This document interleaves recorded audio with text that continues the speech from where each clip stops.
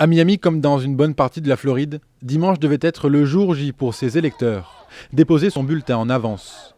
Le problème, c'est que la plupart des bureaux de vote ont fermé leurs portes, sans se préoccuper des longues files d'attente. Nous ne sommes pas à Cuba ou en Chine, on ne peut pas laisser faire ça. J'ai attendu des heures pour récupérer un bulletin de vote et maintenant ils nous disent qu'on doit rentrer à la maison. C'est tout simplement ridicule. Ils croient que 8 jours c'est suffisant? Attendez, nous sommes 12 millions de votants. Pourquoi ils nous font venir et pourquoi ils arrêtent le vote? Cette polémique, c'est le gouverneur républicain de Floride qui en est à l'origine. Il y a un an, Rick Scott a fait adopter une loi réduisant de 14 à 8 le nombre de jours ouverts au vote par anticipation. Un coup bas juge les démocrates, pour qui le vote anticipé dans cet État est généralement favorable.